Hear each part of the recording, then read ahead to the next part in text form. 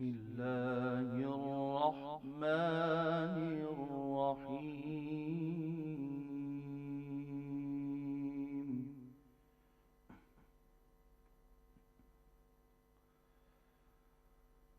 ما كان على النبي من حرج فيما فرض الله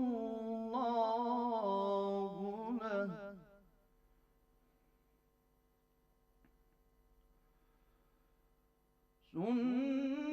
سنة الله في الذين خلوا من قبل، وكان أمر الله قدرا مقدورا.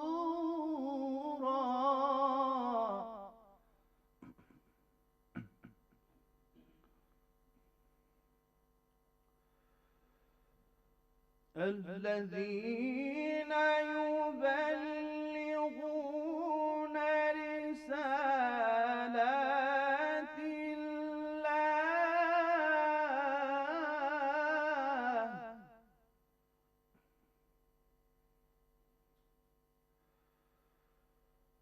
الذين يبلغون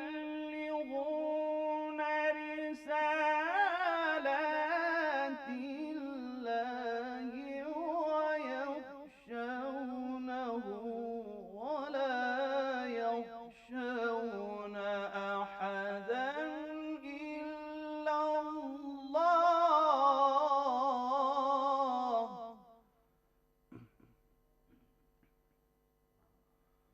وكفى بالله حسيبا.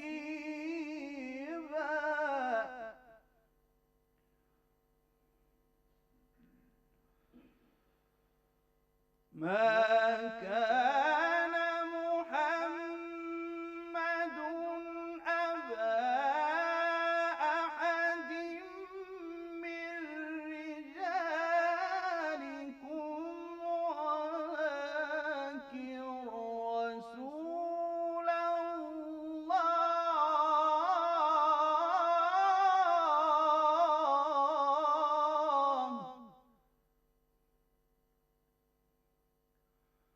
ولكن رسول الله وخاتم النبيين، وكان الله بكل شيء عليما. صدق الله العلي العظيم. جزاک اللہ، جزاک اللہ۔ نبی کے لیے اس عمل کے انجام دینے میں کوئی مذائقہ نہیں ہے جو اللہ نے ان کے لیے مقرر کیا ہے۔ جو انبیاء پہلے گزر چکے ہیں ان کے لیے بھی اللہ کی سنت یہی رہی ہے، اور اللہ کا حکم حقیقی انداز سے طے شدہ ہوتا ہے۔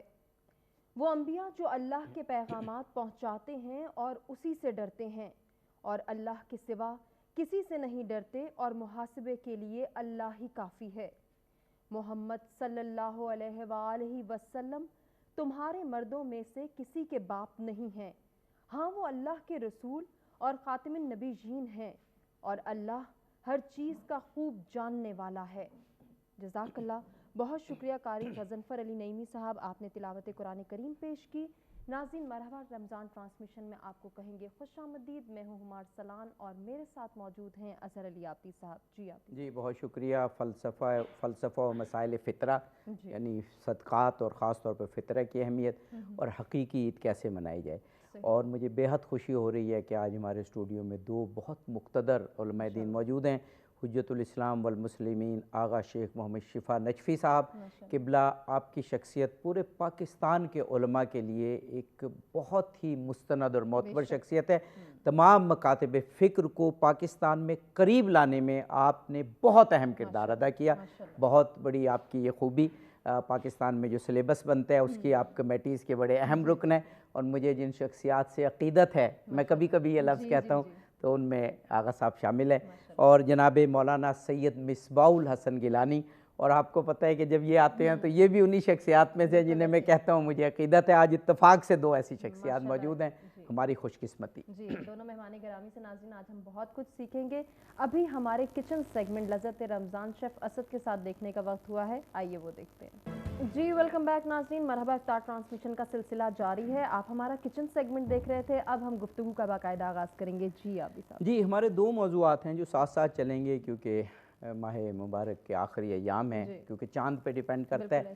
تو ایک تو عید پہ ہم فطرہ دیتے ہیں، اور یہ فطرانہ یا فطرہ، اس کا فلسفہ کیا ہے اور مسائل کیا ہیں، اور یہ کتنا اہم ہے کہ روزے ہی قبول نہیں ہوتے اس کے بغیر۔ اور دوسرا حقیقی عید، عید ہے کیا، عید کس چیز کا نام ہے، عید کو اسلام نے کیا قرار دیا ہے۔ یہ دونوں موضوعات ہم ساتھ ساتھ چلائیں گے۔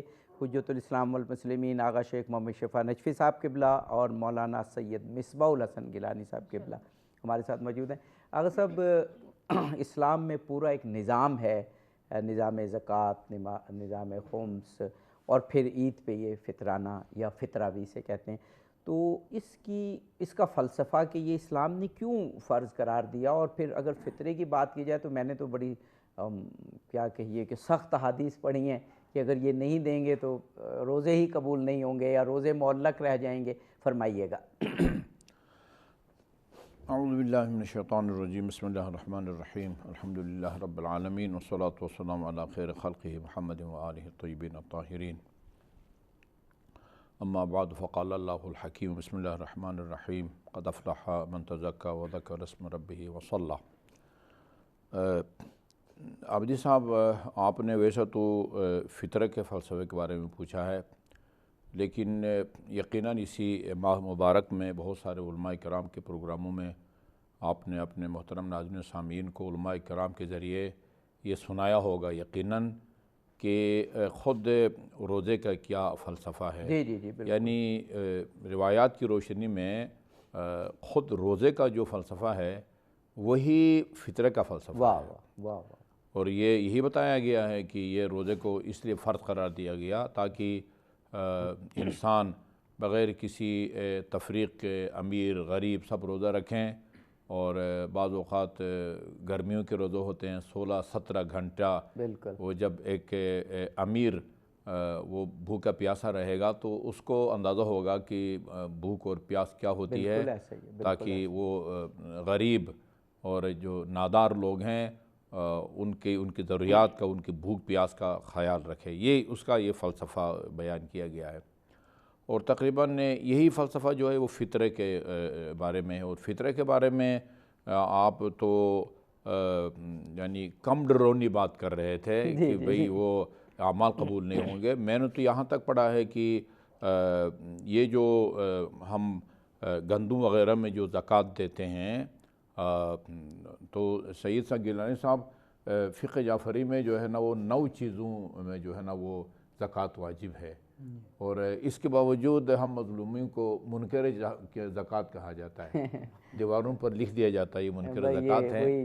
تو وہ صرف اس لیے کہ اس میں کرنسی میں جو ہے نا وہ زکوٰۃ کے ہم کو قائل نہیں ہے، باقی 9 چیزوں میں جو ہے نا وہ زکوٰۃ کے قائل ہیں۔ گندم ہے، جو ہے، کھجور ہے، کشمش ہے، اور انعام ثلاثہ مال و 3 قسم کے اونٹ ہیں، گائے بھینس ہے، بھیڑ بکری ہے، سونا چاندی اگر وہ سکے کی صورت پہ۔ میں ایک بات کہوں کہ لوگ یہ سمجھتے ہیں کہ یہ چیزیں تو اب ہیں نہیں۔ میں وہ مولانا صادق حسن کا ایک لیکچر سن رہا تھا، تو وہ کہہ رہے تھے کہ نیوزی لینڈ میں جائیں تو وہاں کوئی 13-15 لاکھ آدمی ہیں اور 50 لاکھ بھیڑیں ہیں۔ تو کہتے ہیں دنیا کے بہت سے ایسے ممالک ہیں جب بھیڑیں، اونٹ اور یہ چیزیں ہیں، اور ان کی زکوٰۃ بے شمار نکلتی ہے۔ میں نے کہا یہ میں اضافہ کروں۔ جی، بہرحال تو یہ ہے کہ وہ جو زکوٰۃ ہے جس کو زکوٰۃ مالی کہتے ہیں، وہ یقیناً آپ اور ہمارے محترم ناظرین و سامعین خصوصاً گیلانی صاحب ان کے پیش نظر ہوگا حضرت زہرا علیہ السلام کا جو خطبہ ہے، جہاں آپ نے فلسفہ احکام کو بیان کیا ہے، وہاں توحید کا فلسفہ، اچھا جی، اسی طرح اہل بیت کی اطاعت کا فلسفہ، نماز کا، روزے کا، زکوٰۃ کا، جہاں زکوٰۃ کا فلسفہ بیان کیا ہے وہاں زکوٰۃ کے دونوں جو معنی ہیں ان کی طرف آپ نے اشارہ فرمایا ہے، کیونکہ زکوٰۃ کے دو معنی ہیں ڈکشنری کے روشنی میں، ایک نشو و نما ہے اور ایک پاکیزگی ہے۔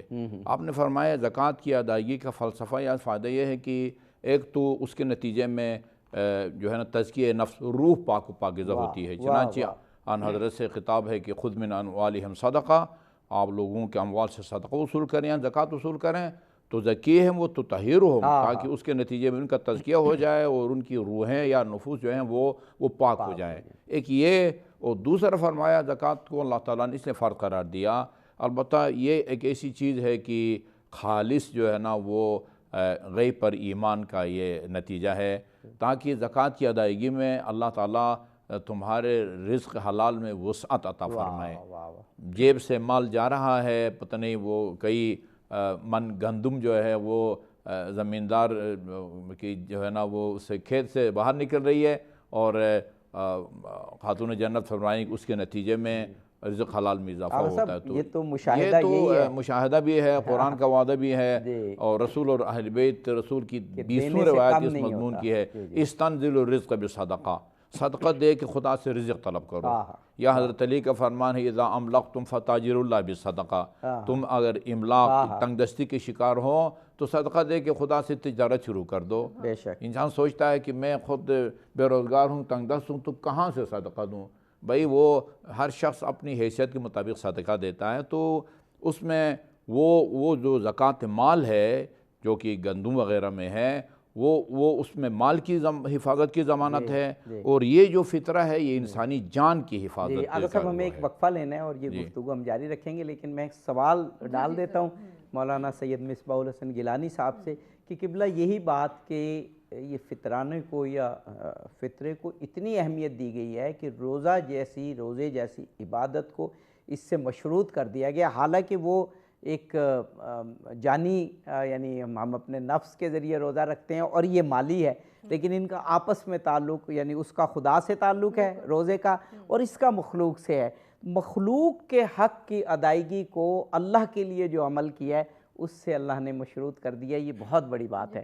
تو یہ وقفے کے بعد میرا خیال ہم اس کا جواب لیں گے، کیونکہ ہے بہت امپورٹنٹ بات کہ مخلوق سے ہم جس طرح آغا صاحب کہہ رہے تھے کہ کچھ پروپیگنڈیز ہیں، میرا خیال ہے آج کے اس پروگرام سے، اس نشست سے وہ بھی کلیئر ہو جائے گا۔ ہاں بالکل صحیح ہے۔ ناظرین حاضر ہوتے ہیں ایک وقفے کے بعد۔ جی ویلکم بیک ناظرین، مرحبا افطار ٹرانسمیشن کا سلسلہ جاری ہے، ایک مرتبہ پھر سے ہم آپ کو کہیں گے خوش آمدید اور گفتگو کی جانب۔ میں نے جناب آغا صاحب قبلہ سے اور جناب شاہ صاحب قبلہ سے اب سوال کیا تھا کہ فلسفہ فطرہ، لیکن مجھے جو بات نظر آ رہی ہے کہ یہ کہا گیا کہ روزہ ایک ایسی عبادت ہے جو خالص اللہ کے لیے ہے، اور حدیث کا ترجمہ یہاں تک کیا گیا کہ روزے کی جزا میں خود ہوں، یعنی اللہ یہ فرما رہا ہے خالص اللہ کی عبادت ہے، لیکن لوگوں کے حقوق یا ان کو مال پہنچانا ہے یا ان کو وسائل زندگی پہنچانے ہیں، اور اللہ والی خالص عبادت اس سے مشروط ہے۔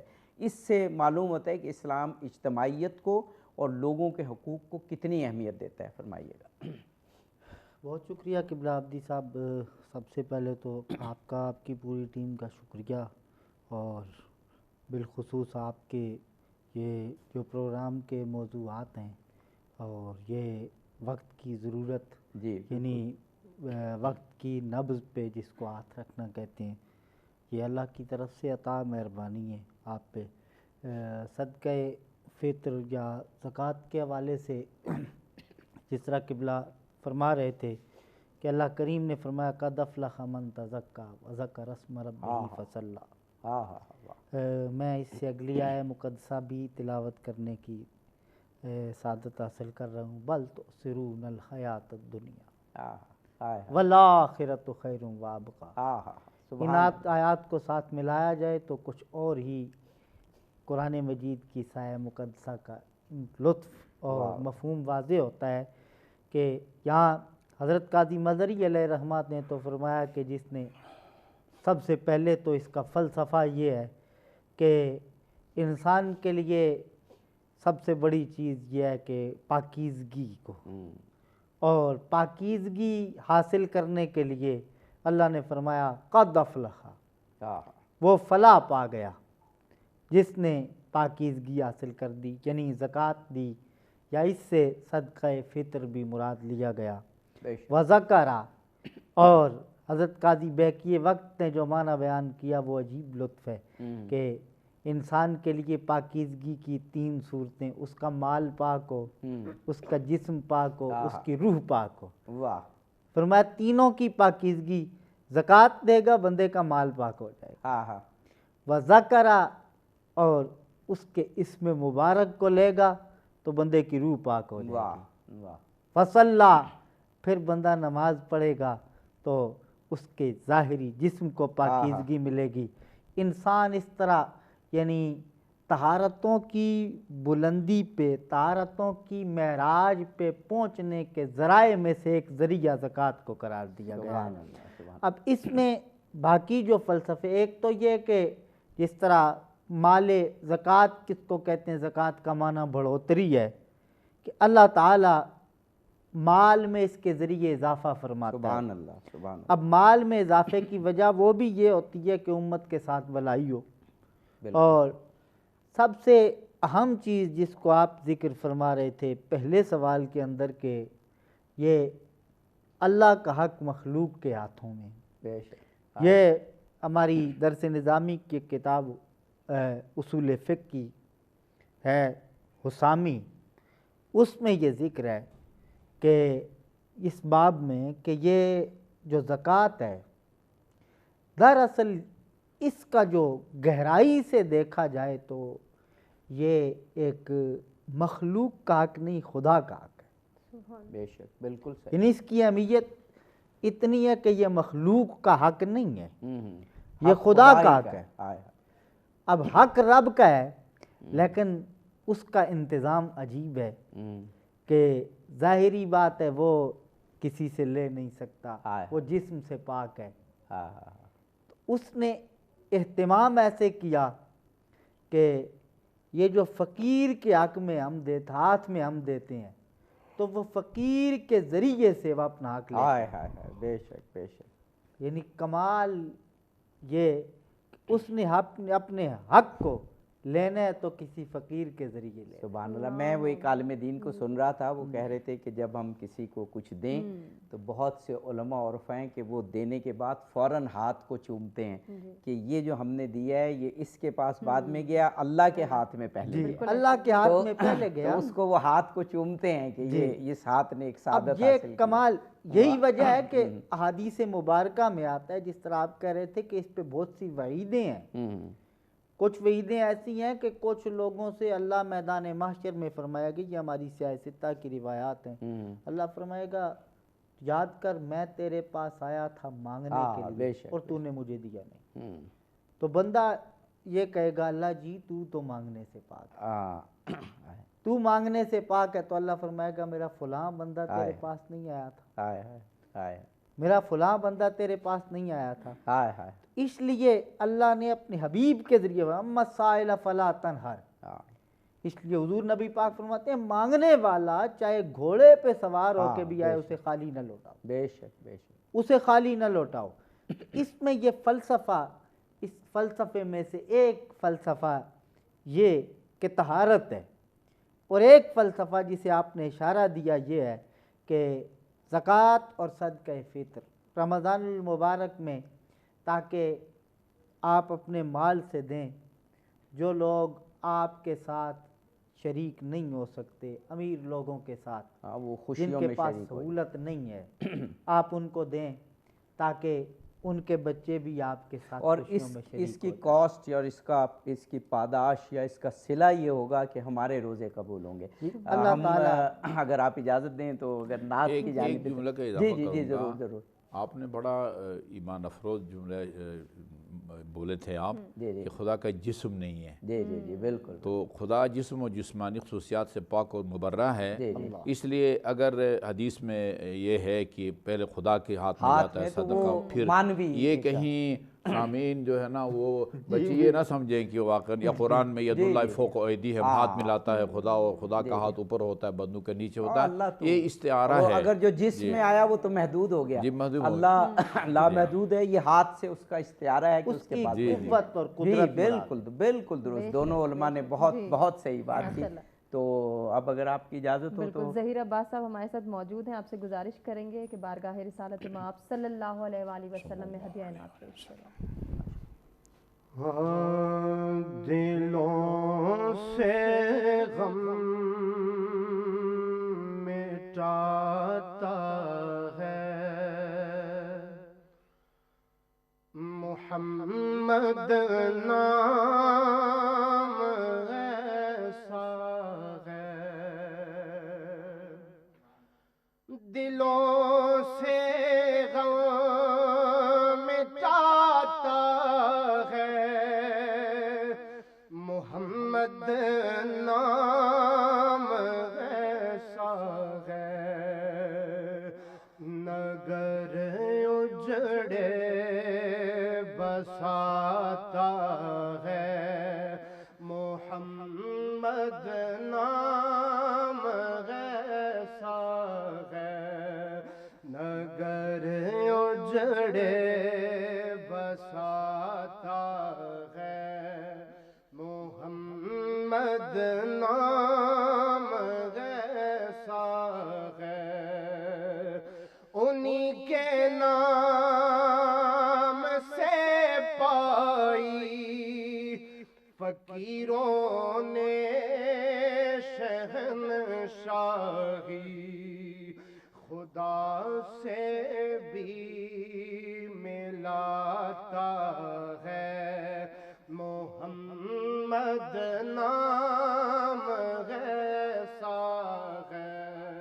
خدا سے بھی ملاتا ہے محمد نام ایسا ہے.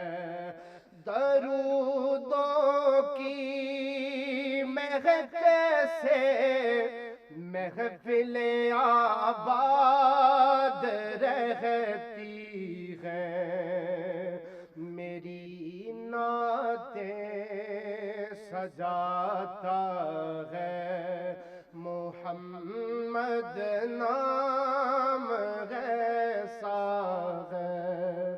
میری نعتیں سجاتا ہے. میں فخری فکر دنیا آخرت سب بھول جاتا ہوں. مجھے جب یاد آتا ہے محمد نام ایسا ہے. نگر اجڑے بساتا ہے محمد نام ایسا ہے. سبحان اللہ سبحان اللہ سبحان اللہ سبحان اللہ. جناب آغا شیخ محمد شفا نجفی صاحب ابھی جو ذکر ہو رہا ہے آپ نے بھی کیا اور پھر مولانا صاحب قبلہ نے بھی کہ یہ بندوں کا جو حق ہے ظاہر ہے یہ بھی خدا ہی کا حق ہے, اسی کی ایک صورت ہے, لیکن یہ ادا نہیں ہوگا تو نماز روزے جو خالص اللہ کے لیے ہیں, ماہ رمضان کی عبادتیں وہ بھی قبول نہیں ہو پائیں گی. تو یہاں ہم پہ پھر دوہری ذمہ داری, اس کا مطلب ہے ہر شخص پہ دوہری ذمہ داری ہے کہ اللہ کا بھی حق ادا کرنا ہے اور اس کے بندوں کا بھی, اور یہی فلسفہ ہے فطرے کا. جی امیر صاحب, اچھا میں ایک جملہ عرض کرنے لگا تھا. جی جی وہ آپ کے وقفے کا نظر ہو گیا. جی جی جی ضرور. تو وہ آپ نے فرمایا کہ باقی عبادات قبول نہیں ہوں گی. میں نے تو اس مضمون کی روایت بھی پڑھی ہے کہ اگر کوئی صاحب استطاعت ہے, اور یہ پتہ ہے کہ یہ فطرہ ہر مسلمان پر واجب نہیں ہے, یعنی اس آدمی پر واجب ہے جو خود فطرہ کا مستحق نہیں ہے، یعنی فقیر پر فطرہ واجب نہیں ہے۔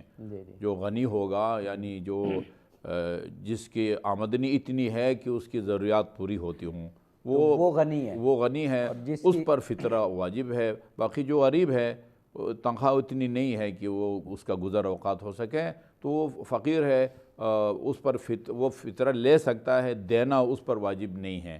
یہ تو الحمدللہ مسئلہ ہم سب جانتے ہیں۔ روایات میں ہے کہ اگر ایک آدمی امیر ہے، فطر اس پر واجب ہے اور وہ نہیں دیتا، اور یہ فطرہ کی عدم ادائیگی، اس کا ایک نام جو ہے نا وہ فطرہ بدنی بھی ہے۔ وہ جو گندم وغیرہ کی زکوٰۃ ہے، وہ مال کی زکوٰۃ ہے، یہ جان کی زکوٰۃ ہے، یعنی وہ زکوٰۃ مال اور یہ زکوٰۃ جان ہے۔ لہٰذا اگر کوئی استطاعت کے باوجود نہیں دیتا اور اس کو یا اس کی اولاد کو کچھ ہوتا ہے تو یہ خود ذمہ دار ہے، یعنی اپنی ملامت خود کرے۔ اچھا، یعنی اگر اس کا الٹا لیں کہ جو فطرہ دیتا ہے اللہ تعالیٰ اس کی سلامتی کا، میں نے عرض کیا کہ جس طرح وہ مال کی ضمانت ہے، اسی طرح یہ جان کی ضمانت ہے انسان کے۔ یا وہ بندے کو پتہ نہیں ہوتا کہ یہ عجیب حدیث ہے، انما یموت بالذنوب اکثر مما یموت بالآجال، یعنی اس دنیا میں اجل یعنی موت کی مقرر تاریخ آنے کی وجہ سے مرنے والے وہ کم ہیں، گناہوں کی وجہ سے مرنے والوں کی تعداد دنیا میں ان کی پرسنٹیج جو ہے وہ زیادہ ہے۔ اب کتنے لوگ اس نقطے کی طرف متوجہ ہیں یا حقیقت کی طرف متوجہ ہیں کہ گناہوں کی وجہ سے اموات زیادہ ہوتی ہیں اور اپنی مقررہ موت کی تاریخ آنے، اسی طرح احسان کی وجہ سے لمبی عمر پانے والے زیادہ ہیں اور اپنی عمر مقرر جو ہے نا وہ کم ہونے والے اس دنیا میں۔ تو یہ پتہ نہیں ہوتا۔ سب جو آپ احادیث فرما رہے ہیں، ان کے ہوتے ہوئے ہمیں کسی اور چیز کی ضرورت نہیں ہے۔ احادیث نے، قرآن پاک نے اور احادیث نے یہ کہہ دیا کہ جو لوگوں کا خیال رکھتے ہیں، ابھی فطرے کے حوالے سے گناہوں سے بچتے ہیں، ان کی عمریں زیادہ ہوتی ہیں۔ لیکن جسٹ ایک مشاہدے کے طور پہ جو ویسٹ میں بہت ساری تحقیقات ہوئی ہیں، بالکل ایگزیکٹلی انہوں نے یہی نتیجہ دیا ہے کہ جو پاکیزہ زندگی گزارتے ہیں، اعتدال والی، یہ امریکہ ویسٹ میں ہونے والی، یورپ میں ہونے والی تحقیقات کا نچوڑ ہے۔ پاکیزہ زندگی گزارتے ہیں، اعتدال کی زندگی گزارتے ہیں اور کمیونٹی ورک کرتے ہیں، لوگوں کی مدد، ان کی عمریں زیادہ ہوتی ہیں۔ اچھا عابد صاحب، ایک اور چیز جو میں نے اس سلسلے میں روایت میں نے پڑھی ہے کہ اللہ تعالیٰ اس کا جو علم ازلی ہے، اللہ اپنے علم ازلی کے ذریعے وہ جانتا ہے کہ اس وقت یعنی قیامت تک پوری دنیا میں انسانوں کی آبادی کتنی ہے، اس میں امیر اور صاحب ثروت کتنے ہیں، اچھا کہ جن کے ذمے یہ مالی حقوق واجب ہیں، اور غریب کتنے ہیں کہ وہ اس کے مستحق ہیں۔ تو یہ حساب کتاب اللہ کے لیے، البتہ حساب کتاب کا لفظ بھی ذرا شاید وہ جسارت ہو، اللہ کی شان میں، جی ہاں، لیکن سمجھانے کے لیے ٹھیک ٹھاک ایک حساب کتاب کے ساتھ اللہ تعالیٰ نے جو ہے وہ یہ عشر ہے یا 20واں حصہ ہے یا خمس وغیرہ، یہ حساب کتاب سے رکھا ہے اللہ تعالیٰ نے۔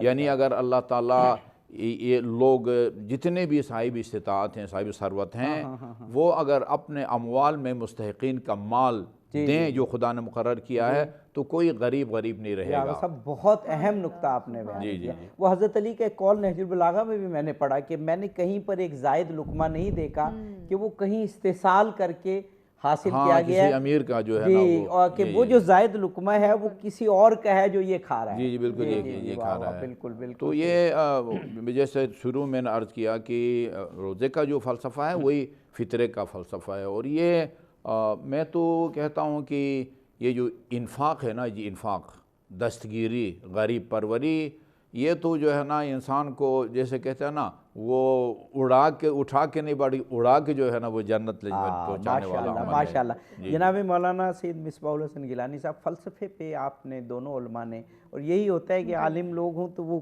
کم بات میں ایسی جامع بات کرتے ہیں۔ کیا خوبصورت تشویق ہمیں دلائی، اور آغا صاحب نے کیا خوبصورت نقطہ بھی بیان کیا۔ مولانا سید مصباح الحسن گیلانی صاحب، ہم اگر تھوڑا مسائل کی وادی میں اتر آئیں تاکہ لوگ، اب ظاہر ہے آپ سے فقہ حنفی کے متعلق پوچھیں گے اور آغا صاحب قبلہ سے فقہ جعفری، فطرہ یہ تو بتا دیا، یہ تو ڈیفینیشن میرے خیال ایک ہی ہے ہر فقہ میں کہ جس کے پاس آمدنی پورے سال کی ضرورت سے زیادہ ہے تو اس پہ فطرہ واجب ہوگا، جس کی آمدنی اتنی نہیں کہ اس کے سال کے جو خرچ ہے وہ چل سکے وہ فقہ کی اصطلاح میں فقیر کہلائے گا وہ فطرہ لے ابھی سکتا صاحب ہے. ایک بہت ہی پیارا نقطہ ہے. جی جی ہماری فقہ کی کتاب میں لکھا ہوا ہے کہ اگر ایک آدمی غریب ہے یا فقیر ہے تو اور وہ بھی اگر چاہے، بلکہ مستحب ہے، وہ بھی اگر چاہے کہ یہ جو فائدہ امیر کو مل رہا ہے فطرہ کی ادائیگی کا اس کو بھی ملے، تو وہ ایسا کرے. مثلا 1 سا جو ہے، میں جب آپ نے مجھے پروگرام کے بتایا تو میں نے فی الحال شاید نام لینا مناسب نہ ہو، مطلب اہل سنت کے ایک پائے کے مفتی صاحب کی میں نے ایک وہ سنی، تو میں نے دیکھا کہ تقریباً مسائل جو ہیں وہ ایک ہی ہیں، ایک طرح کی ہیں. بالکل سے. تو مثلا 1 سا جو ہے وہ 1 کلو 3 کلو گندم، جو، کھجور، کشمش جو بھی ہے، تو وہ افراد خانہ فرض کیجئے اگر 10 افراد خانہ ہیں تو گھر کا سرپرست جو ہے وہ 3 کلو کی جو ہے نا وہ قیمت جو ہے نا اپنی بیوی کو دے دے، وہ اس بیٹے کو دے دے، وہ اس بیٹے کو دے دے، اور یہ گھر میں گھمار کے جب گھر سے باہر نکالیں گے تو گویا سب نے جو ہے نا فطرہ ادا کر دیا. اور اس ثواب کی اہمیت جو ہے نا ہمیں قیامت کے دن معلوم ہوگی جہاں چھوٹی چھوٹی نیکی ڈھونڈتے پھریں گے ہم. جی اہل سنت میں فطرہ جو ہے وہ ذرا بتا دیجئے کہ وزن کیا ہے، اور پھر اس کے جو ہے وہ کتنے پیسے اسے دینے چاہیے، یا وزن بتا دیجئے تاکہ مسئلہ واضح ہو جائے. قبلہ میں یہ ضرور عرض کروں گا، اس سے پہلے میں بات کر رہا تھا تو وقت گزر گیا تھا. جی جی تو میں قرآن مجید کی آیہ مقدسہ سے اس کی اہمیت جو ہے جی وہ کر لیجئے، اور پھر شاید وقفہ آ جائے تو وقفے کے بعد آپ بتا دیجئے گا. جی یہاں عرض کر دوں کہ قرآن مجید کی میں نے آپ کو عرض کیا تھا کہ اگلی آیت پر تو وہاں اللہ کریم نے فرمایا بل تؤثرون الحیات الدنیا. یہاں قرآن مجید میں گویا یہ تو 2 قسمیں ہو گئی. ایک اللہ کہا کہ ایک مخلوق کے ساتھ بھلا ہو، مال میں اضافہ ہو، اس کے ساتھ یہ قرآن کی آیت جو بتا رہی ہے یہ بندہ مومن کا ایک امتحان بھی ہے کہ آیا اللہ خرچ کرنے کا کہتا ہے اور تم نہیں کرتے تو گویا اللہ آزمانا چاہتا ہے. جو نہیں دیتے کہا بل تؤثرون الحیات الدنیا، تم دنیاوی زندگی کو آخرت پر ترجیح دیتے ہو، حالانکہ کیا ہے والآخرۃ خیر وابقیٰ. اب اس کے صلے میں ملے گا کیا؟ مفسرین میں سے میں نے حضرت تفسیر مظہری کی بات کروں تو وہ کہتے ہیں تم یہ خرچ کرو گے نا، آخرت کی نعمتیں باقی ہیں اور بہتر ہیں. اب بہتر ہیں وہ کیا نعمتیں ہیں جو بہتر ہیں اور باقی ہیں؟ وہ کہتے ہیں وہ کیا ہے؟ سب سے بڑی نعمت تو آخرت میں یہ دیدار الہی ہوگا. سبحان اللہ. یہ وقفے کے بعد ہم انشاءاللہ جاری. جی ناظرین کو بتائیں کہ لاہور اور اس کے مضافات میں افطار کا وقت ہوا چاہتا ہے، دوسرے علاقوں میں رہنے والے اپنے مقامی وقت کے مطابق روزہ افطار. جی ویلکم بیک ناظرین، مرحبا افطار ٹرانسمیشن کا سلسلہ جاری ہے. بریک کے بعد ایک مرتبہ پھر سے آپ کو کہیں گے خوش آمدید. اور یہ وقفے میں جب ہم واپس آتے ہیں تو عابدی صاحب ہم کہتے ہیں کہ یہ افطار کے بعد کا ہمارا خوش کن وقفہ ہے. جی خوشگوار وقفہ ہے، لیکن آپ کو یاد ہوگا بلا ناغہ ہم 2 دعائیں کرتے ہیں. ایک اپنے ناظرین سے ہم درخواست کرتے ہیں کہ اپنی دعاؤں میں جہاں اپنے آپ کو یاد رکھیں وہ اپنے ملک کو، اپنے ملک کی ترقی کو اور سچ ٹی وی کی ہماری ٹیم کو یاد رکھیں. ایک تو یہ بات کرتے ہیں. دوسرا ہم بلا ناغہ یہ بات کرتے ہیں کہ فلسطینی مظلوموں کو ضرور یاد رکھیں. امت کا امتحان ہے اس وقت فلسطینیوں کے ذریعے.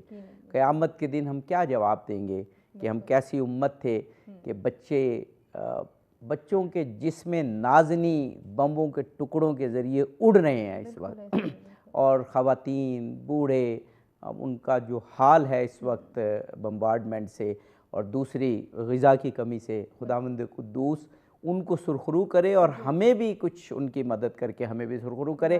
انشاءاللہ اس ظلم کے بعد اب وہ دن دور نہیں جب اسرائیل کی تباہی ہوگی انشاءاللہ. ہمارے ساتھ جناب مولانا آغا شیخ محمد شفا نجفی صاحب قبلہ، ہمارے ملک کے بہت مستند اور معروف عالم دین، اور جناب مولانا سید مصباح الحسن گیلانی صاحب خوبصورت معارف بیان کرنے والے. وقفے سے قبل جہاں تک مجھے یاد ہے مولانا صاحب جسم کی اور روح کی پاکیزگی کے حوالے سے گفتگو کر رہے تھے کہ کیا کیا انعامات ہمیں وہاں پر ملیں گے.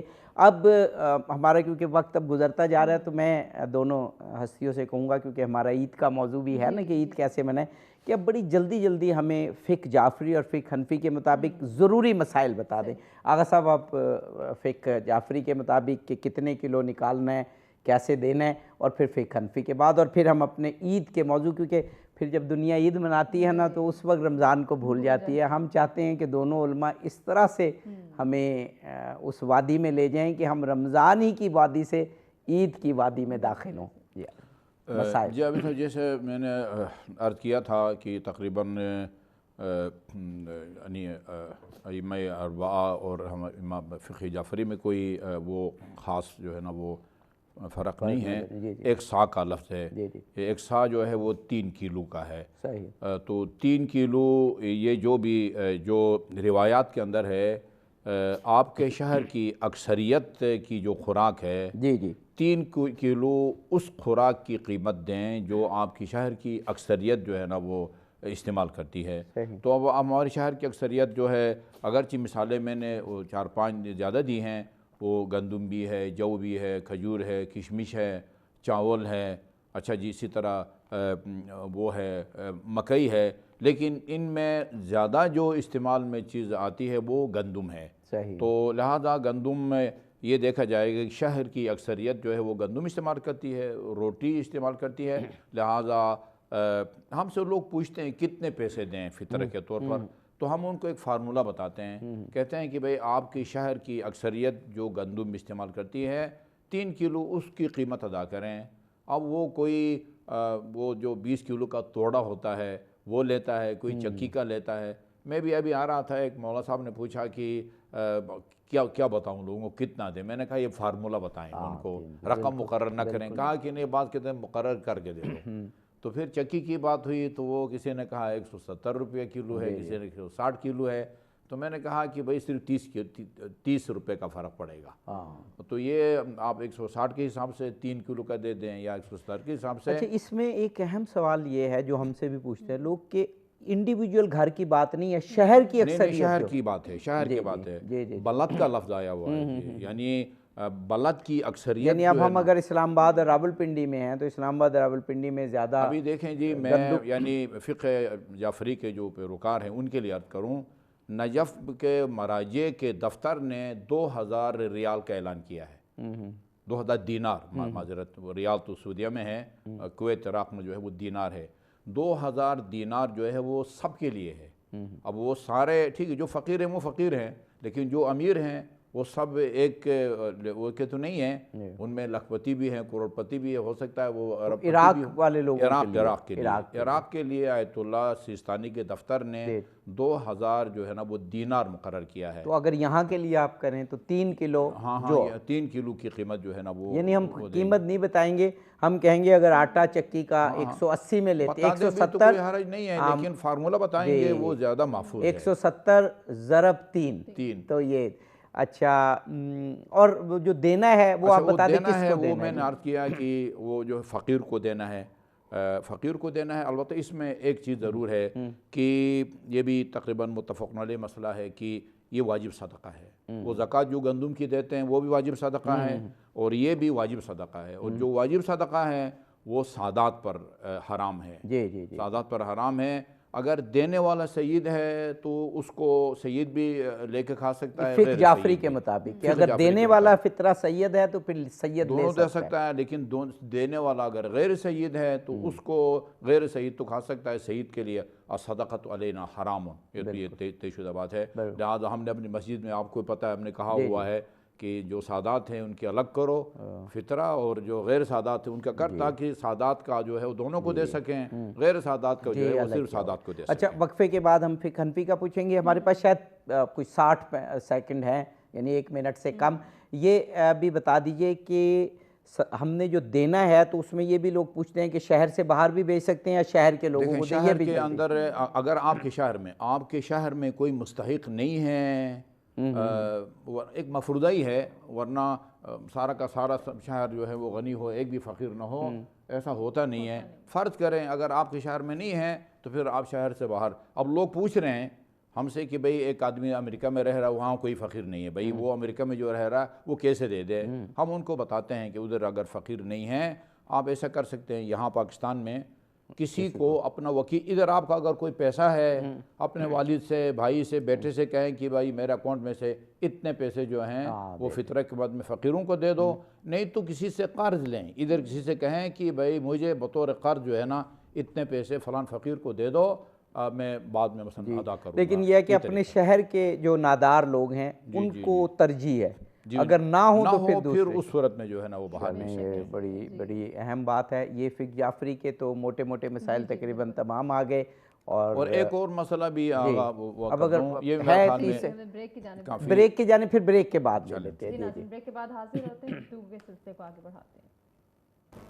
جی ناظرین، مرحبا، اسٹار ٹرانسمیشن کا سلسلہ جاری ہے. وقفے کے بعد ایک مرتبہ پھر سے آپ کو کہیں گے خوش آمدید. جی آپ فقہ جعفریہ کے مطابق ہم کچھ بات کر رہے تھے.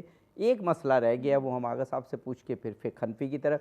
آپ یہ فرما رہے تھے کہ لوگ یہ پوچھتے ہیں کہ عید کے دن دیں یا عید سے پہلے بھی دے سکتے ہیں. وہ عید کے دن سوال ہی پیدا ہوتا ہے کہ کیا آپ عید کا چاند نظر آنے سے پہلے، مثلا آج کل بھی دے سکتے ہیں یا عید کے چاند نظر آنے کے بعد ہی آپ دیں گے؟ تو ہمارے فقہا خصوصاً آیت اللہ سستانی کے جو مقلدین ہیں، ان کے فتویٰ معلوم کرنے والے ہیں، وہ کہتے ہیں کہ احتیاط مستحب یہ ہے، یعنی پہلے دینے کا طریقہ یہ ہے کہ احتیاط مستحب کے طور پر کہ آپ جس کو بھی دینا چاہتے ہیں اس کو قرض کی نیت سے دے دیں، بعد میں جب چاند ہو جائے تو پھر آپ وہاں اس کو حساب کریں. جی حساب کریں، وہ احتیاط مستحب ہے. اگر آپ احتیاط مستحب پر عمل نہیں کرنا چاہتے، ایسے ہی ابھی بھی آپ اگر دے دیں، ابھی جلدی دیں گے تو وہ بہتر اپنی عید وغیرہ کی تیاری کرے گا. یہ آیت اللہ سستانی اور آغا خامنہی دونوں کا تقریباً فقہ، اور اکثر مسائل تو ایک ہی ہیں،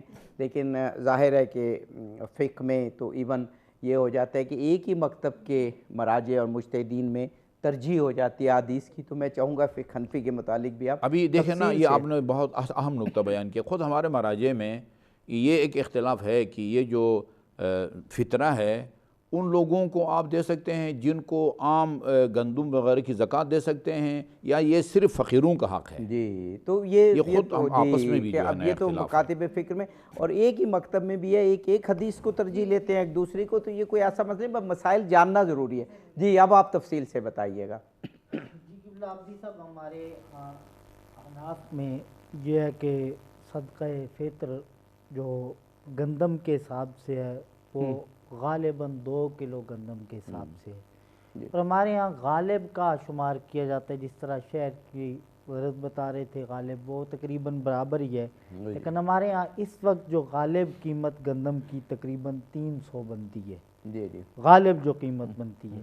اسی طرح جو کے حساب سے ہمارے یعنی پورے 2 کلو کے 300 پورے 2 کلو کے حساب سے بنتی ہے. اسی طرح جو کے حساب سے تقریباً 4 کلو جو اس کی غالب قیمت 600 روپے بنتی ہے. اس طرح پھر کھجور کے اعتبار سے تو کھجور کو 2 قسموں میں شمار کیا ہے. یعنی ایک ہمارے ہاں کھجور کی قیمت جو نارمل ہے وہ 2400 روپے بنتی ہے 4 کلو کھجور کی، اور جو اچھی قسم کی کھجور ہے وہ 3600 روپے غالب قیمت بنتی ہے. پھر اسی طرح اس کے بعد ہمارے ہاں کشمش، تو کشمش کی قیمت 4 کلو کے حساب سے 4400 روپے 4400 بنتی ہے. لیکن یہ ہمارے ہاں فقہ حنفی میں یہ کہا جاتا ہے کہ جس کو اللہ نے جتنی قوت دی ہے وہ اپنے حساب سے دے. ہمارے ہاں یہ ظلم ہوتا ہے کہ ہم ظاہری بات ہے خرچ کرتے ہوئے انسان بڑا کنجوس ہوتا ہے، اور بالخصوص فطرہ نکالتے ہوئے سوچتے ہیں، تکلیف ہوتی ہے. حالانکہ ایسے ہوتا ہے کہ ہم دوستوں میں بیٹھے ہوئے ایک وقت 5000 کی چائے پی لیتے ہیں، لیکن جو چیزیں ہم پہ واجب ہیں اس کو نکالتے ہوئے ہمیں تکلیف ہوتی ہے، حالانکہ اس سے مال کم نہیں ہوتا، بڑھتا ہے. اچھا، فقہ حنفی کے مطابق اگر غالب وہ ہے فرض کریں گندم ہے اور اس کا 300 بن رہا ہے، لیکن اگر کوئی چاہے کہ کشمش یا کھجور کا دینا چاہے، یہ میں یہی کر رہا تھا، وہ دے سکتا ہے. دے سکتا ہے نہیں، دینی چاہیے اس کو، تاکہ زیادہ ایک بندے کی تنخواہ 50,000 ہے اور وہ دیتا ہے گندم کے حساب سے، اور ایک بندے کی تنخواہ 2 لاکھ ہے، کیا وہ دونوں برابر ہیں؟ اس کو اپنی حیثیت سے دینا چاہیے. اسے چاہیے کہ وہ کھجور کے حساب سے یا کشمش کے حساب سے دے. ظاہری بات ہے کہ اللہ نے جس کو جتنی طاقت دی ہے اسے اتنے حساب سے خرچ کرنا چاہیے. اگر وہ نہیں کرتا تو یہ اللہ تعالیٰ کی طرف سے اس کی نعمت کی ناشکری ہے. اور ظاہری بات ہے ہم اپنے یہ مال رب کا حق ہے، تو ہم اپنے رب کو حق دیتے ہوئے قرآن مجید میں یہ کہا ہے، یہ ہمارے ہاں اناف میں فلسفہ قرآن مجید سے، لن تنالوا البر حتی تنفقوا مما تحبون، نیکی کو اس وقت نہیں پہنچ سکتے جب تک تم اپنی محبوب ترین چیز کو خرچ نہ کرو. اس لیے یہ خرچ کرنا، جس کو جتنی اللہ نے توفیق دی ہے اپنے حساب سے خرچ کرنا چاہیے. دوسرا یہ کہ اسی طرح ہمارے ہاں یہ صدقہ فطر واجب ہے جس طرح زکوٰۃ کی طرح. بالکل. صرف فرق کتنا ہے؟ کیا فرق یہ ہے کہ جو زکوٰۃ ہے اس پہ حولان حول شرط ہے، سال کا گزرنا شرط ہے، لیکن صدقہ فطر پہ سال کا گزرنا شرط نہیں ہے. اب خرچ جس فقیر پہ کرے تو فقیر کا یہ کہا گیا کہ وہ شخص فقیر ہے جس کے پاس 2 وقت کا کھانا نہیں ہے. صحیح. 2 وقت کا کھانا نہیں ہے، وہ شخص فقراء میں شمار ہوگا. اس طرح ہمارے ہاں ایک ہمارے دوست نے مذاق کے طور پہ ایک بات کہی تھی کہ اگر اس حساب سے دیکھا جائے کہ ہمارے ہاں کتنے فقیر ہیں تو ہمارے ہاں تقریباً 80% ایسے لوگ ہیں جو زکوٰۃ جن کے لیے دینی ضروری ہوتی ہے جی، لیکن 20% بھی ادا نہیں کرتے. اگر ادا کریں تو پھر کوئی فقیر نہ رہے، لیکن اب اس پہ یہ چیز بڑی ضروری ہوتی ہے، یہ دیکھنا ہوتا ہے کہ ہمارے ہاں سب سے زیادہ یہ غور کی جاتی ہے کہ فقراء ہمارے ساتھ شامل ہو جائیں. اس کے لیے ہم دیکھتے رہتے ہیں کہ عید کا چاند نظر آئے گا تو پھر ہم صدقہ فطر دیں گے. یہ ایک بڑی کمزوری ہے، حالانکہ یہ ادا کرنا چاہیے تاکہ روزے میں ہمارے ساتھ قریب فقیر لوگ شامل ہو جائیں، تو اس کو پہلے ادا کر دینا چاہیے. صحیح بات ہے، جیسے آغا صاحب نے بھی یہی کہا. آغا صاحب نے بھی یہی کہا ہمارے یہاں، اس کو پہلے ادا کر دینا چاہیے. ہم لوگ دیکھتے رہتے ہیں یا پھر جا کے ہم اس کو نماز کے بعد کرتے ہیں. حضرت عبداللہ بن عمر رضی اللہ تعالیٰ عنہ کی نافع سے یہ روایت ہے کہ حضرت نافع کہتے ہیں کہ عبداللہ بن عمر رضی اللہ تعالیٰ عنہ اس وقت تک نماز عید کو ادا نہیں کرتے تھے جب تک صدقہ فطر ادا نہیں کرتے تھے. بالکل صحیح. اس طرح یہ اس کو کم از کم، یعنی یہ ہمارے ہاں جو چیزیں کم از کم کی ہے تو ہم اسے وسعت میں لے جاتے ہیں، کیونکہ ہمارے ہاں ماحول ہی ایسا ایک بنا ہوا ہے کہ جب بل ہم نے ادا کرنا ہو تو دیکھتے ہیں آخری تاریخ میں جا کے ادا کرتے ہیں. یہ صورتحال ہماری ایک مجبوری ہے، ہماری اپنی فکروں کی یہ کمزوری ہے. اسی طرح ہم نے اللہ کا بل بھی ادا کرنا ہوتا ہے تو وہ دیکھتے ہیں کہ چاند رات آئے گی. اچھا، ہمیں وقفے پہ جانا ہے. اب بڑی اہم گفتگو ہو گئی. اب ہم جو بعد میں ہمارے سیشنز ہیں کم رہ گئے، اس پہ عید کے حوالے سے گفتگو کریں گے. عید کیسے منانی چاہیے؟ گو فطرہ بھی عید ہی سے کنیکٹڈ ہے، تو بات اسی پر ہوئی. تو وقفے کے بعد انشاءاللہ پہلے ہم ظہیر عباس صاحب سے گزارش کریں گے کہ آپ نعت رسول مقبول صلی اللہ علیہ وآلہ وسلم پڑھیے. دل فتح سرکار بسانے کے لیے ہے، دل فتح سرکار بسانے کے لیے ہے، جان آپ کی حرمت پہ لوٹانے کے لیے ہے، جان آپ کی حرمت پہ لوٹانے کے لیے ہے. اور یہ دل نے کہا دیکھ کے گنبد کا نظارہ، منظر تو یہ آنکھوں میں بسانے کے لیے ہے، منظر تو یہ آنکھوں میں بسانے کے لیے ہے. اور یہ راز بتاتی ہے ہمیں یا تطہیر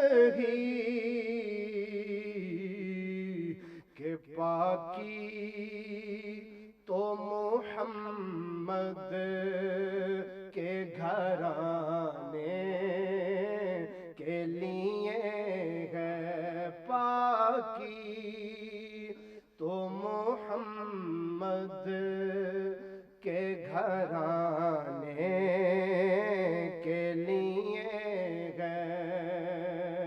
اور کوئی غالب بتاتا ہے جسے در جائے محمود، ہر منصب تو یہ حسنین کے نانا کے لیے ہے۔ اصغر کو اٹھاتے ہوئے شبیر یہ بولے، یہ خون بھی اسلام بچانے کے لیے ہے، یہ خون بھی اسلام بچانے کے لیے ہے۔ جایا آپ کی حرمت پہ لوٹانے کے لیے ہے، جایا آپ کی حرمت۔ جی ناظرین، مرحبا، افطار ٹرانسمیشن کا سلسلہ جاری ہے، ایک مرتبہ پھر سے آپ کو کہیں گے خوش آمدید۔ جی آپ ہاں، اب ہم ایسے سیشن میں داخل ہو گئے ہیں کہ اب تو شب بھی لگ گئی ہے کہ کچھ عید کی بات کر لیں۔ فطرے کی بات ہوئی، علماء اکرام نے بہت گرفت کے ساتھ موضوع بھی بتائے، اور کیا خوبصورت تشویق ہمیں فطرہ دینے کے لیے لائی کہ اسلام کی روح، ایسے لگتا ہے کہ روح پہ عمل نہیں ہوگا اگر فطرے میں ذرا سی کمزوری ہوگی۔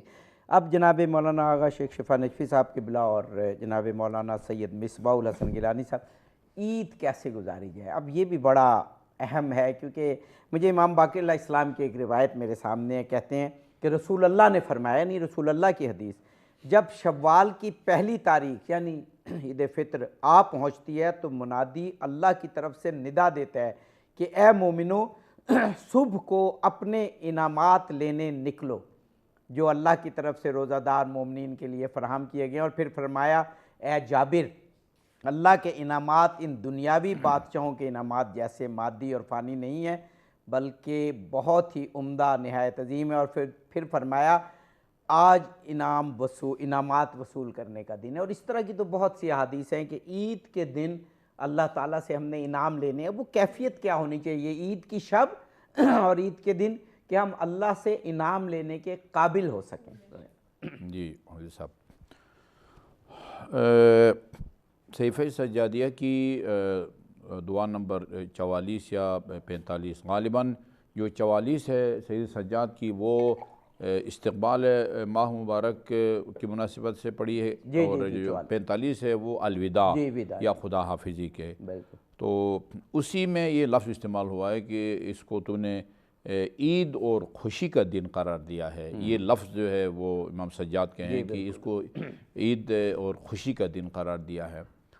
حضرت علی علیہ السلام نے کا ایک جملہ ہے، یہ میں محترم ناظرین خدمت پیش کرتا ہوں بڑے انحصار کے ساتھ، انما هو عید لمن قبل اللہ صیامہ وشکر قیامہ یا شکر اللہ قیامہ۔ یہ دن اس آدمی کے لیے عید ہے کہ جس کے روزے کو اللہ تعالیٰ نے قبول فرمایا ہو۔ یہ بہت ساری جو عبادات ہیں عابدی صاحب، ان کے لیے ثمرات اور برکات کو بیان کیا گیا ہے، ان کے اثرات کو بیان کیا گیا ہے قرآن میں بھی اور سنت میں بھی۔ جیسے نماز کے بارے میں ہے کہ نماز جو ہے وہ ان الصلاۃ تنہی عن الفحشاء والمنکر، یہ فحاشی و منکرات سے نماز روکتی ہے۔ اچھا، یہ یعنی سوچنے کی بات ہے کہ وہ کس قسم کی نماز ہے جو کہ انسان کو منکرات سے فحاشی سے جو ہے وہ روکتی ہے؟ دو مرحلے ہیں کسی بھی عبادت کے. ایک یہ کہ کسی عبادت کو، نماز کو، روزے کو، حج کو، زکوٰۃ کو آپ اس طرح ادا کریں کہ آپ بری الذمہ ہو جائیں، صحیح، فرض آپ کا ادا ہو جائے. بالکل صحیح. یہ جس روزے میں آپ روزے کے توڑنے والی چیزوں سے پرہیز کریں گے، کھانے پینے سے پرہیز کریں گے، اور جو 9-10 جو روزے کو توڑنے والی چیزیں ہیں ان سے آپ پرہیز کریں گے، باقی سارا دن جو مرضی بولتے رہیں، جہاں مرضی دیکھتے رہیں، جس آواز کو چاہے سنتے رہیں، آپ کا فرض ادا ہو جائے گا. صحیح بات. آپ کا فرض ادا ہو جائے گا. یعنی یہ روزہ آپ کا صحیح ہوگا، آپ بری الذمہ ہوں گے.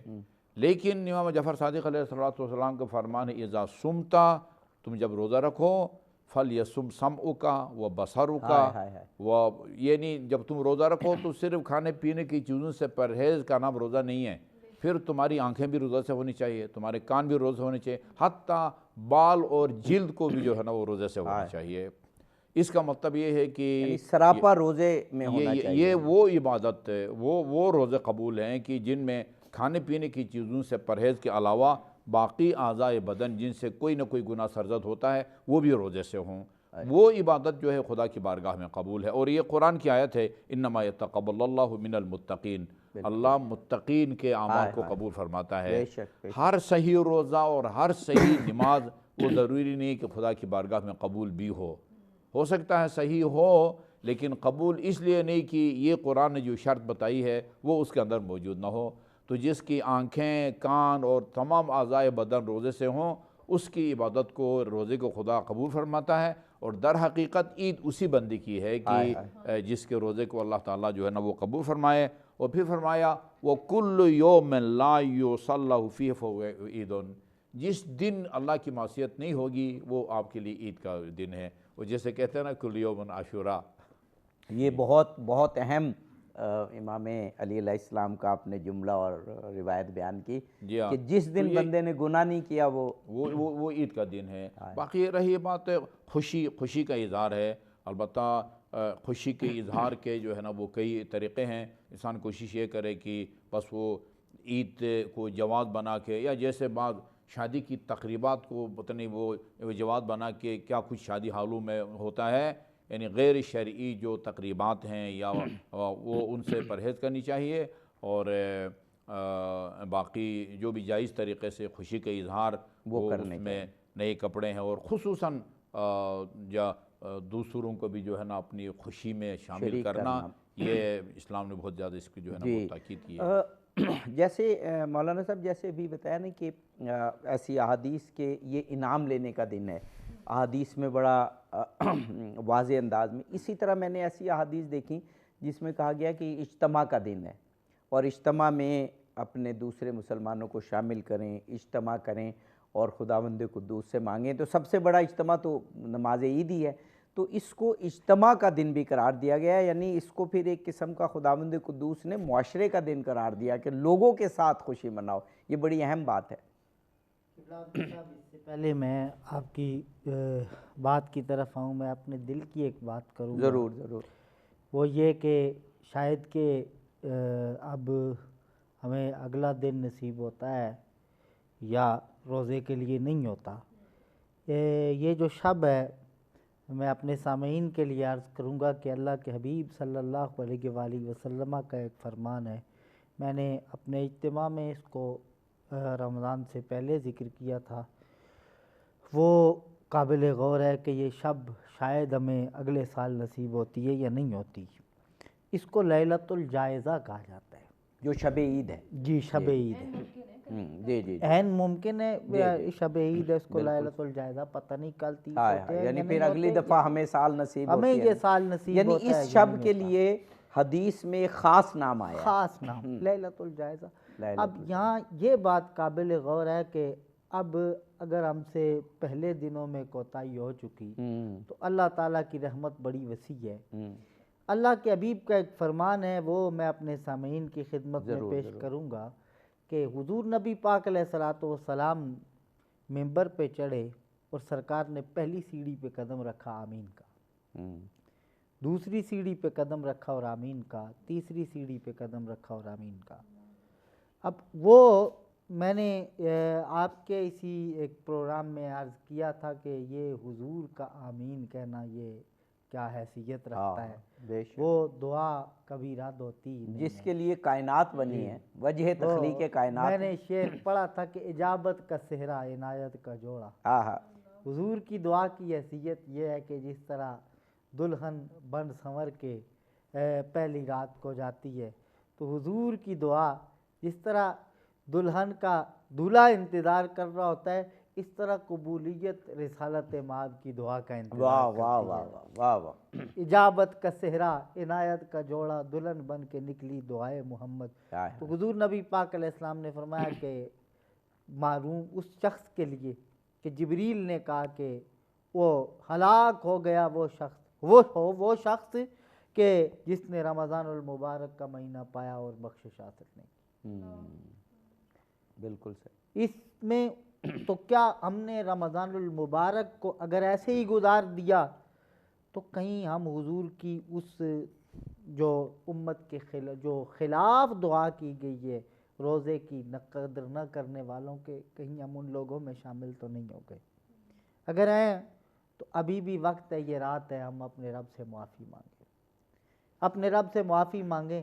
اور جن لوگوں نے روزے رکھے ہیں ان کے لیے نبی پاک علیہ السلام کا ایک فرمان ہے، در منصور میں امام جلال الدین سیوطی نے ان روایات کو لایا. سرکار نے فرمایا کہ اس رات میں اللہ رمضان المبارک کی ہر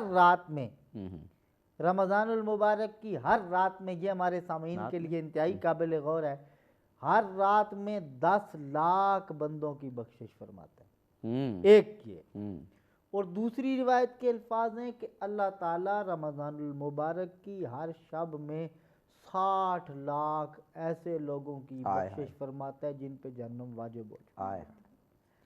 اور پھر اس رات میں میں نے آپ بتا رہے ہیں کہ اگر پوری انسانیت اللہ کے دربار میں آ جائے تو یہ تو پوری جو 7-8 ارب لوگ ہیں سب ماہ رمضان میں بخشے جائیں گے. اب میں جو عرض کرنا چاہ رہا تھا کہ حضور کی جو دعا ہے، اب آخری شب میں کن لوگوں کی بخشش ہوتی ہے؟ اگر ہم معروم رہ گئے تو آخری شب میں ہم توبہ کر لیں. آخری شب میں اگر ہمارے ماں باپ ناراض ہیں تو راضی کر لیں. اگر ہم شراب کے عادی ہیں تو توبہ کر لیں. اگر ہم میں اور کوئی برائی پائی جاتی ہے ایسی جن کے لیے کہا گیا بدکاری کرنا اور اس طرح کی شراب نوشی اور مشرک مشاہد والدین کا نافرمان، تو ہم اس سے توبہ کر لیں. آخری شب میں کیا ہوتا ہے؟ اللہ کے حبیب نے فرمایا اللہ تعالیٰ ہر رات کو جتنے لوگوں کی پورے رمضان کی ہر رات کو بخشش فرماتا ہے، اس رات میں ان سب راتوں کے برابر لوگوں کی بخشش فرماتا ہے. وہی میں نے کہا نا، پوری انسانیت کی نجات ہو سکتی ہے، سب کی بخشش فرماتا ہے. تو اس وقت ہم یہ عرض کریں کہ اس شاید یہ شب عید ہو تو ہم ہمارے بھائی بزرگ دوست بہنیں اس رات کو بازار کی نظر کر دیتے ہیں. یہ ہمارے لیے ایک ظلم ہوتا ہے.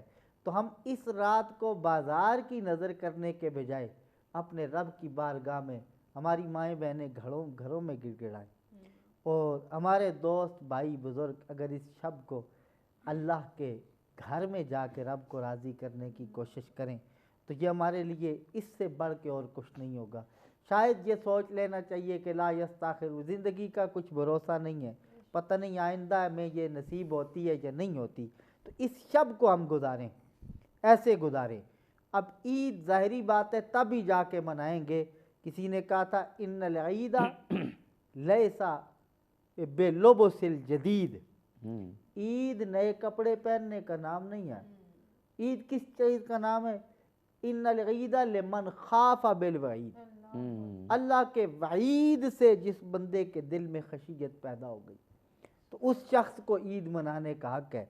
تاکہ ہم صبح اگر عید ہو جائے نہیں تو پرسوں ہو جائے، کم از کم اگر اتنا نہیں ہے کہ ہم خوشی منائیں، ان لوگوں میں شامل تو ہو جائیں کہ ہمارے دل اللہ کے خوف سے لرز رہے ہوں. اتنا ہمیں احساس ہو کہ جس کے لیے حضور نے فرمایا تھا اے ہمارے رب ہم تجھے ایسے نہیں پہچان سکے، حق معرفتک سبحانک ما عبدناک حق عبادتک. حضور فرماتے ہیں اللہ جی ہم تیری ایسے عبادت نہیں کر سکتے جیسے تیری عبادت کرنے کا حق ہے. سبحانک ما عرفناک حق معرفتک. حضور کے ایسے جملے ہیں جس رب کے بارے میں حضور فرماتے ہیں اللہ کا رسول نبیوں کا سلطان یہ فرماتے ہیں تجھے معرفت ہم ایسے حاصل نہیں کر سکے جیسے حق ہے، تو ہم کیسے اس کی معرفت، لیکن ہمارے دل کم از کم ایسے ہونے کی طرف جھکنے چاہیے۔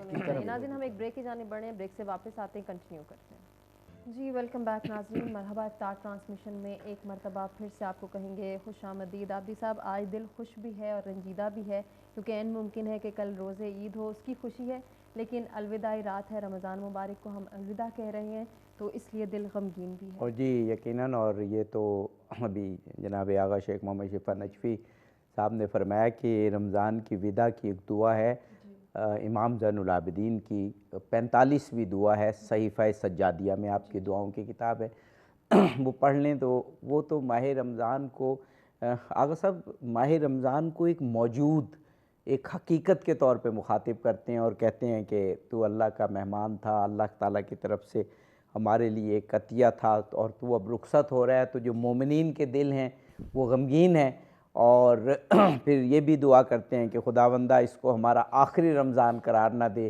ہمیں اگلا رمضان بھی نصیب ہو۔ اور یہ دعا کے الفاظ بھی ہیں، جو پہلی دعا تھی کہ اے خداوندہ اس کا رمضان کا چاند جب گھٹتا جائے تو ہمارے گناہ بھی محو ہوتے جائیں۔ تو آج کی شب میں نے روایات میں یہ پڑھا کہ شب قدر سے کم نہیں ہے، فرمائیے۔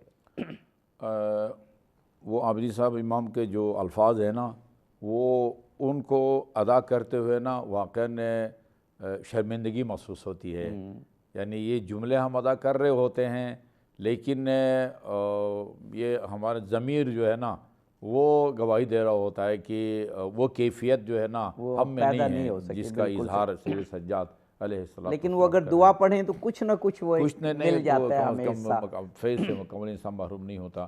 دیکھیں جی، آپ نے بھی اس کا نام لیلۃ الجائزہ رکھا ہے، تو میں اس سلسلے میں حضرت علی کا ایک فرمان صرف متن پڑھتا جاؤں گا، اس کا ترجمہ کیونکہ وقت ہمارے پاس اس سے زیادہ کم ہے، گزارش نہیں ہے۔ تو خطبے میں فرمائے ایھا الناس ان یومکم ھذا یوم یثاب فیہ المحسنون ویخسر فیہ المبطلون، یہ جو کل کا دن ہے یہ وہ دن ہے کہ جس میں محسن کو اس کا ثواب اور اجر دیا جائے گا، یعنی عید کا دن، جی عید کے دن، اور اس میں جو مبتل ہے، باطل پرست ہے، وہ خسارے میں ہوں گے۔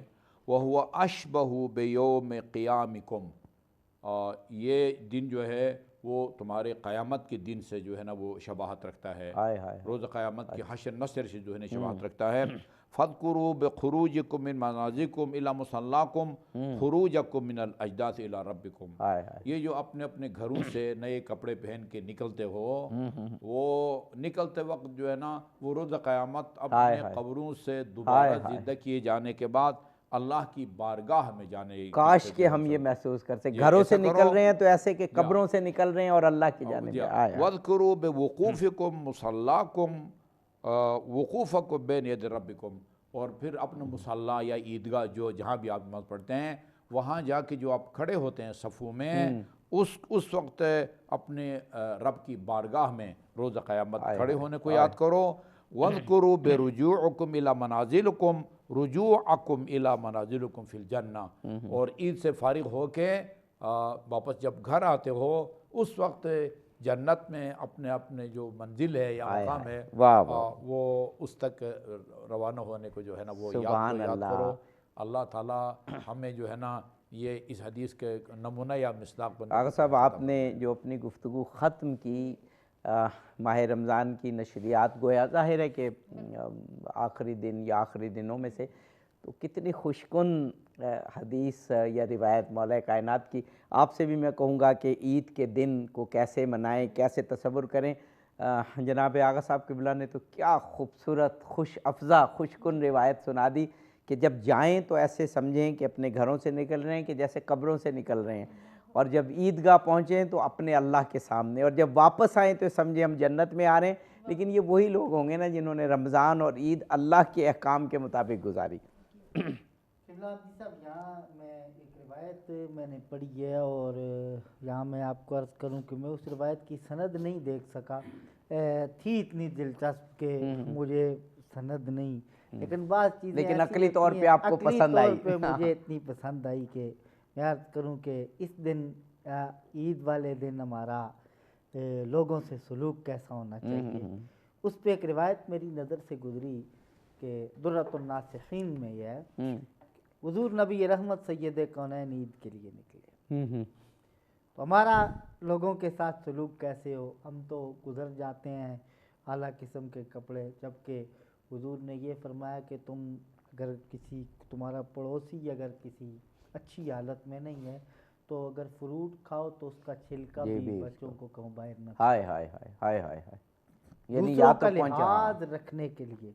اب اس روایت میں حضور نے لحاظ رکھا ایک غریب کا، اور کیسے رکھا کہ نبی رحمت اپنے کاشانہ مبارک سے باہر نکلے عید والے دن، تو حضور گزر رہے تھے، بچے کھیل رہے تھے اور ایک بچہ رو رہا تھا، ہائے ہائے، تو نبی رحمت سید کونین صلی اللہ تعالیٰ علیہ وآلہ وسلم اس کے قریب گئے، تو حضور کی شان یہ لقد جاءکم رسول من انفسکم عزیز علیہ ما عنتم حریص علیکم بالمؤمنین رؤوف الرحیم۔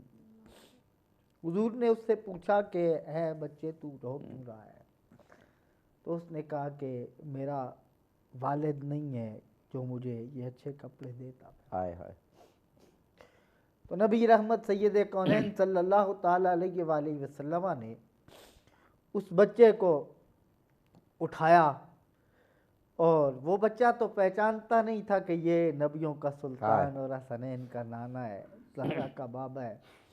حضور نے فرمایا کیا تو اس بات پہ خوش نہیں ہے کہ اللہ کا رسول تیرا بابا ہو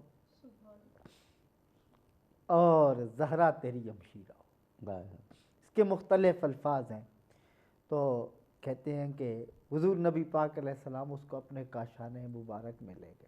بے شک، بالکل۔ حضور نے یہ نہیں دیکھا کس کا بچہ ہے، کون ہے، اس لیے صوفیاء یہ کہتے ہیں یہ نہ پوچھو کہ دیکھو کہ کون ہے دیتے وقت، یہ کون مانگ رہا ہے، اسے مخلوق خدا سمجھو، اسے مخلوق خدا سمجھ کے دو، یہ نہ دیکھو کہ اس کا نسب کیا ہے، وہ کون ہے۔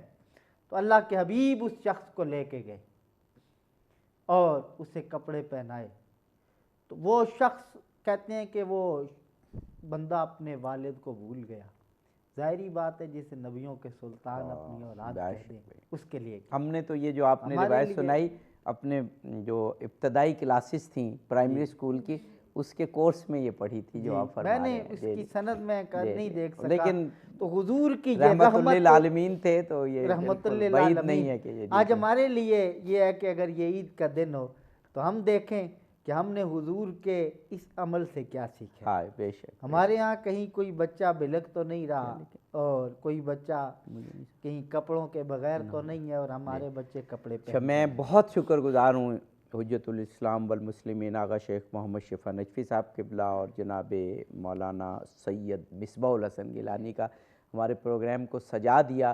زکوٰۃ، فطرہ، فلسفہ فطرہ، حقیقی عید کیسے منائی جائے، با کمال اور دلوں میں اترنے والی گفتگو آپ نے کی۔ بالکل ایسے ہی، اپنے دونوں مہمان گرامی کا شکریہ ادا کرنا چاہیں گے عابدی صاحب، آپ کے بھی شکر گزار ہیں کہ ماہ رمضان پورے ماہ مبارک آپ نے ہمیں بہت کچھ سکھایا، اور ایسے ایسے مہمان گرامی ہم نے بلائے، متعارف کرائے کہ جنہوں نے ایسے ٹاپکس کو، ایسے موضوعات کو شامل گفتگو رکھا کہ جن پہ واقعی سیکھنے کی ضرورت بھی۔ اور اس عید صرف یہی پیغام کہ اپنے فلسطینی بہن بھائیوں کو بالکل نہ بھولیے گا، اور وہی دعا کہ اللہ تعالیٰ ان کو اس آزمائش میں پورا اللہ کرے کہ وہ اتر سکیں، اور ہمارے لیے بھی یہی دعا کہ ہم بھی ان کی کسی نہ کسی حد تک مدد کر سکیں۔ آپ سے چاہیں گے اجازت ناظرین، کوئی غلطی کوتاہی ہوئی ہو تو ہمیں معاف فرما دیجیے گا، اور اللہ تعالیٰ سے بھی یہی دعا ہے کہ دانستہ غیر دانستہ اگر ہم سے کوئی غلطی یا کوتاہی ہو گئی ہو اس ٹرانسمیشن کو پیش کرتے ہوئے تو الہی ہماری دعا بھی اور ہماری توبہ بھی قبول فرما۔ اسی کے ساتھ آپ سے اجازت چاہیں گے، جاتے جاتے ظہیر عباس صاحب سے گزارش کہ دعائیہ کلمات پیش کریں۔ اپنے دامان شفاعت میں چھپائے رکھنا، میرے سرکار میری بات بنائے رکھنا، سرکار میری بات بنائے رکھنا، میں نے مانا کہ نکما ہوں مگر آپ کا ہوں، میں نے مانا کہ نکما ہوں مگر آپ کا ہوں،